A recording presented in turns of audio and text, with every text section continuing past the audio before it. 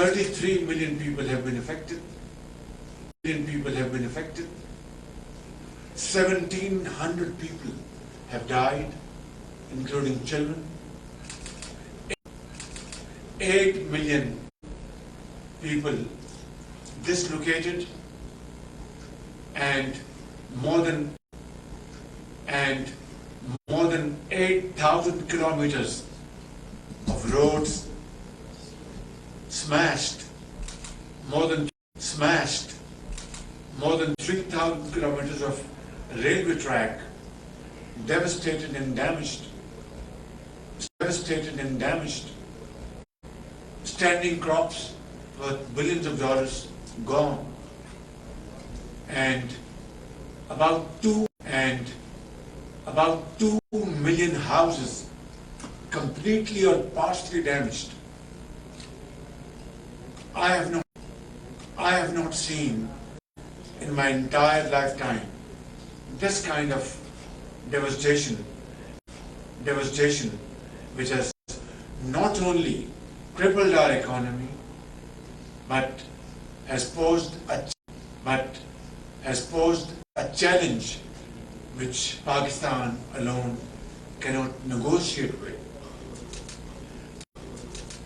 $30 billion is the loss to our economy. And I'm very grateful to Secretary General United Nations, to multilateral institutions like IMF, World Bank, and UNDP, AIIB, and friendly countries around the globe who came to our rescue and to support us. But as I speak, we have already spent about $400 million to provide basic support to 2.7 million households. And this includes repurposed amounts as well, given by World Bank and other institutions. And about $575 million all told have been spent. Cash in kind have been contributed by friends and brothers around the globe. But now we have to go for rehabilitation, reconstruction of our infrastructure to put people back on their feet. It's a huge challenge that we have to put back people on the feet to the tune of 33 million. That is 3 million. That is, I think, unprecedented in the contemporary history. Therefore, today this conference on resilient Pakistan is being undertaken, and I am glad to announce and share with you, as you must have all known by now, that various representatives from various parts of the world, French President Macron, and Turkish President Erdogan, and other international dignitaries have either spoken through Zoom or through video messages, supporting and inspiring all of us to undertake this gigantic task. I would like to conclude by saying that Pakistan today, in consultation with its friends and institutions, presented comprehensive framework plan for resilient recovery, rehabilitation, and reconstruction, and includes a robust financing mechanism.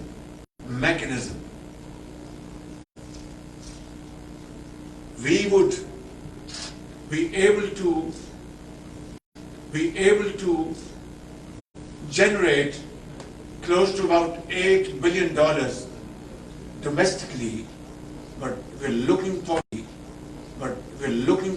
to an amount of equal share of $8 billion internationally.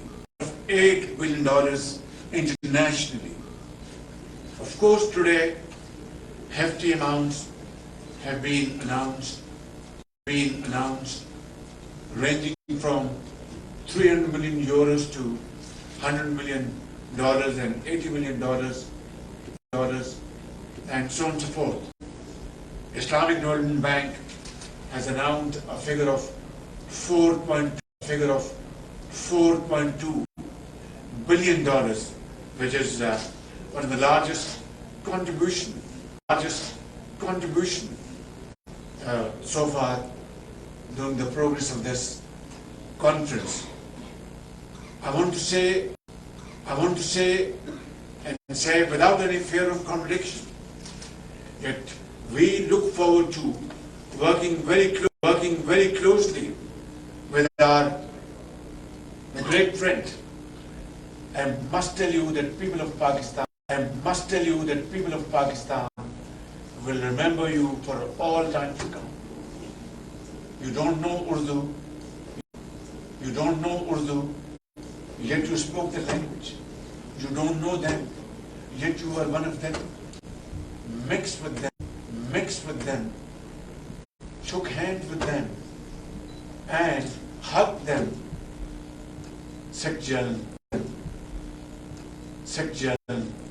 I am personally obliged to you and very grateful to you. And you have inspired millions around the globe. Ladies and gentlemen, I am grateful for this wonderful arrangement made in Geneva. I am very grateful to the host country, Switzerland, and very grateful to all relevant members, states, ministers, and other dignitaries who have been able to find time to participate physically in this conference. We are extremely grateful to all of them, and I want to make this statement categorically, without any fear of contradiction, that every penny will be spent in a most transparent fashion. I have put in place third-party validation mechanism so that every penny is accounted for and is invested in the interest of the needy and hapless people who have been badly affected by these ferocious floods. Thank you very much, and thank you all. Ladies and gentlemen of the media, I'm indeed very pleased to be joined by Prime Minister Sharif. And dear Prime Minister, I want to thank you very much for your kind words. But you have nothing to thank. I did my strict duty For many years, since I was High Commissioner for Refugees, I visited Pakistan in different occasions, and I always witnessed an enormous generosity of the Pakistani people. You have received millions of Afghan refugees. You have hosted them, you have protected them, you have shared your resources with them in a way that is unparalleled in the world. At the same time, I could witness in difficult moments of your country, with the earthquake, with the floods, previous floods, with the impact of terrorist activities.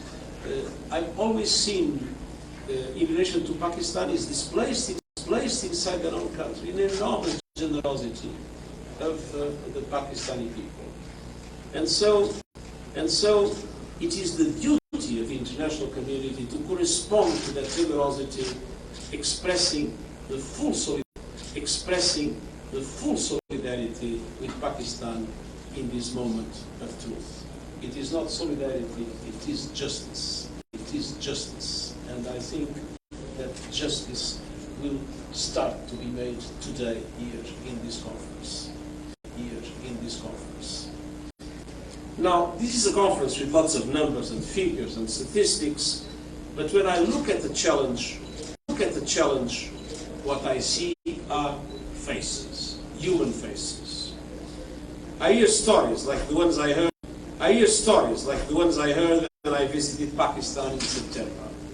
Stories of lost lives, lost jobs, lost crops, lost communities. And stories of sacrifice, generosity, and solidarity. Now this conference is focused on resilience. And I've seen resilience time and time again from the women and men of Pakistan. From enduring the scourge of natural disasters and terrorism, to Pakistan's long and proud history of welcoming, protecting, and supporting millions of Afghan refugees currently living in Pakistan. But that spirit of generosity and resilience needs to be matched with support for resilience from the global community. And it needs to happen in three fundamental ways.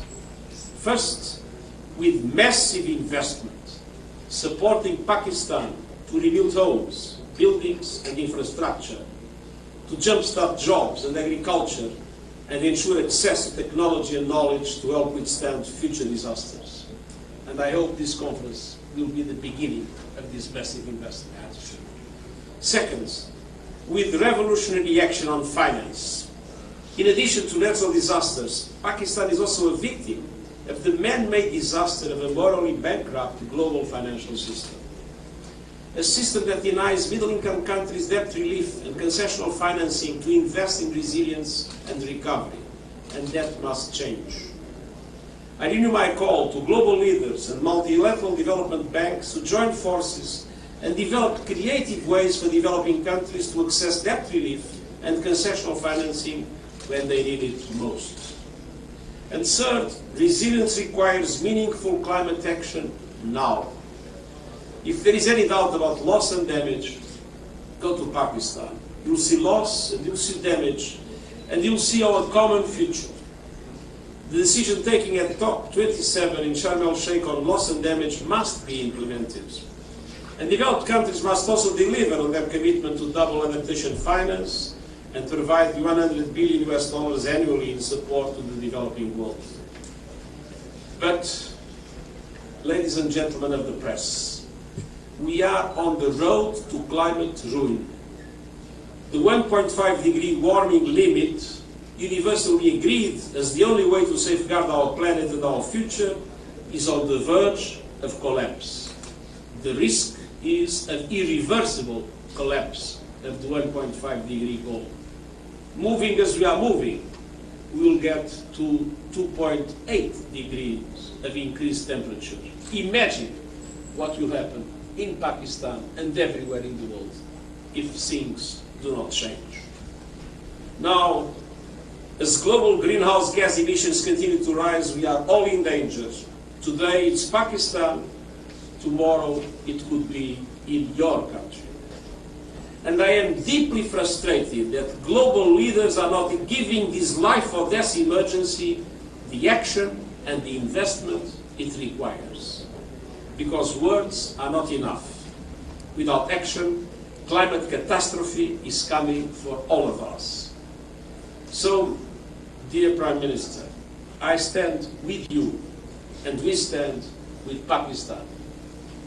Now is the time to invest in the resilience of the Pakistani people, to mobilize massive investments from the world in order to pay tribute to the enormous generosity that the Pakistanis have always shown. Thank you very much.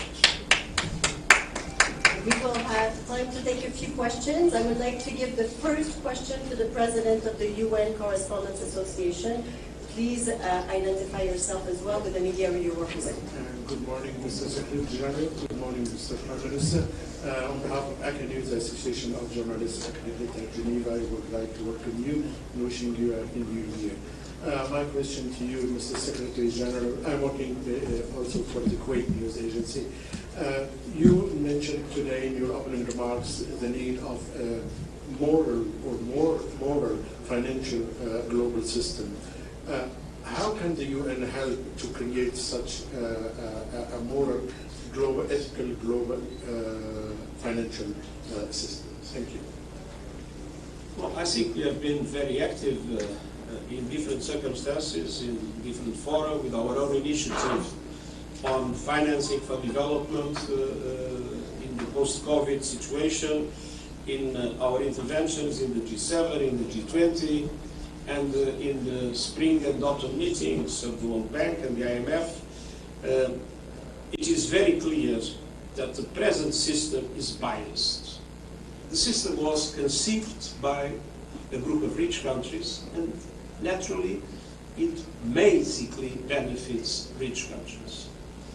So we need, first of all, to recognize that we have presently a situation in the developing world in which countries are strangled by debt and countries have no access to the financial resources they need in order to be able not only to address the dramatic challenges they face, but also to implement the Sustainable Development Goals. We need a new debt architecture. And we need to make sure that debt relief is effectively provided by the system, even to middle-income countries that are on the verge of very difficult, very dramatic situations, including suspending their payments. On the other hand, we need multilateral development banks to change their business model. We need them to assume more risks and to be able to leverage more systematically private finance. That is essential. But private finance today is only accessible to many developing countries at very high interest rates that do not allow for the solution of their problems. So multilateral development banks, beyond their loans, need to provide more guarantees to bring private finance at reasonable costs. Must be first risk takers in coalitions of financial institutions to support developing countries. And this is true in relation to situations like the situation in Pakistan, but also to build resilience in all other aspects, facing climate, facing the risk of pandemic situations, and taking into account the need to implement the Sustainable Development Goals. And on the other hand, it is absolutely essential that concessional funding is made available to middle-income countries that are particularly vulnerable. When a least developed country graduates, that graduation brings with it a cost, the loss of concessional funding. And in many situations, they are still extremely vulnerable. So we need to redesign our financial system in order to be able to take into account vulnerability and not only GDP when decisions are made about concessional funding to countries around the world. So there are many other aspects in which we are working hard, and I hope that member states that control the boards of these institutions will be able to implement the kind of reforms that are needed to establish more justice. Today, just to give you an example, my country, Portugal, even in this very difficult situation and with a very high debt to GDP ratio, is still being able to get funding at 3 or 4% of interest rates. I was with President Ruto of Kenya a few days ago, and he told me that when they are trying to go to the market to finance the country, the best offer they had was 14%. It shows that there is a basic injustice in today's system and that we need effective reform. Let me go to Irish television. Eunice? Yeah. My question is Prime Minister Sharif, and I will ask in my own language, in Urdu. Sir आपने शहबाज शरीफ sir माजी में हमारे जब भी आफत वगैरह आई और fund हमें मिले तो हमेशा हमने यही देखा है कि उसकी शफाफियत के हवाले से सवाल उठाए गए, लेकिन ये बड़ी अच्छी और खुशहाल बात है कि अभी आपने बात की है कि हमने इस हवाले से थर्ड पार्टी के हवाले से हमने उस पर काम किया है, और क्या इसकी मज़ीद आप तफसील बताएंगे? Yes, this is in my speech today that these programs, through joint collaboration and with international support, will be undertaken in a very transparent fashion. I said in my speech that since I believe in this mechanism, therefore I had given clear instructions to my team that third-party, independent third-party validation will be part and parcel of this program. All these interventions will be undertaken under these conditionalities.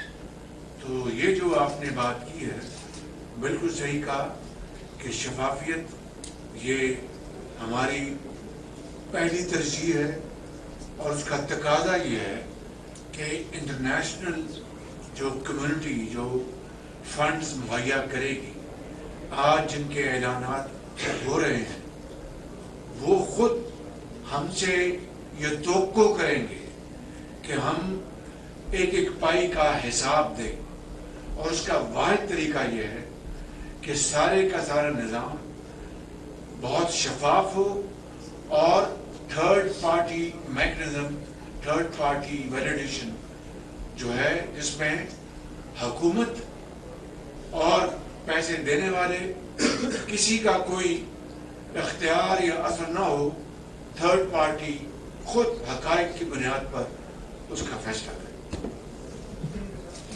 Let me now go to AFP. I think the microphone is making its way to you.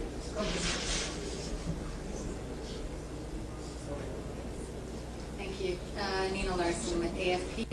I had just a question for both of you. I was wondering if you could say how confident you are that you'll be able to get the massive investments that you're asking for, the $8 billion from international sources that you're asking for. And for Prime Minister Sharif, I was wondering if you could say how close you are to a deal with the IMF for the next disbursement tranche, and what the main stumbling blocks might be. Thank you. Well, it is my hope that we'll be able to come out of this conference with a support as close as possible to the 8 billion that, as the Prime Minister said, the international community is supposed to contribute in relation to this program at this moment. But this is not the end of the story. I believe it will be very important as the program of reconstruction moves on to go on mobilizing international support, because when we see the situation in Pakistan and the level of devastation that took place, and when you see the fragility of the country in relation to possible future natural disasters, I think that international solidarity will not stop at this conference. But if we come close to the 8 billion, that means that there is a considerable success and a demonstration of trust in relation to the government and the people of Pakistan for the capacity to implement what is a very ambitious but very well-structured program that was also presented in this conference. Yes, thank you very much. I would like to just answer your question that even before these floods hit Pakistan, we were already facing humongous challenges because of serious tension in Eastern Europe, and as a result, food inflation, the prices of oil and gas were skyrocketing, and Pakistan was facing this imported inflation in a very, very difficult situation. And how could you expect that after the floods hit Pakistan and almost destroyed everything, that we would pass on this imported inflation on the common man, and he or she will accept it without even a squeak? That is unnatural. And that is also not in line with the norms of justice and fair play, that the rich can enjoy both the worlds, whether the prices of oil touch $200 a barrel or $30 a barrel, and a poor man who is able to meet his two ends with great difficulty, you will expect that he will absorb this price hike without any protest and agitation. That is not human, strategy. That is not normal. It is absolutely abnormal. Yet we had to again connect with IMF and resurrect that agreement which was violated by the previous government, and accept even harsher conditionalities. So that is our challenge. And today, while we are complying with IMF conditionalities as best as possible, but how on earth can you expect from me that I am working out of Prime Minister's house and a poor man in the far-flung areas of Pakistan, in the sand dunes, in rocky mountains of Balochistan, or snow-covered peaks of KP, or plains of the province of Sindh, which have been, even today as you go over there, you will find standing water, which has destroyed their livelihood, that we should pass on this additional burden on them. It is nightmarish, to say the least. Yet, we are committed to IMF's program. We will do everything to comply with their terms and conditions, although I am constantly trying to persuade them that please give us a pause. I am very grateful to Secretary General he is also in touch with them. I spoke to the managing director the other day and tried to first assure her that we will comply with the terms and conditions. And B, I said, you are a wonderful person, wonderful human being. You have a heart of a gem, and you know the plight of poor people in developing countries. So kindly be considerate and compassionate and give us some breathing space. Well, this is an ongoing dialogue. I'm sure one day soon we will be able to convince them through logic and through facts. That said, regardless, we will comply with IMF program. Mr. Prime Minister, did you want to say something else, Secretary General?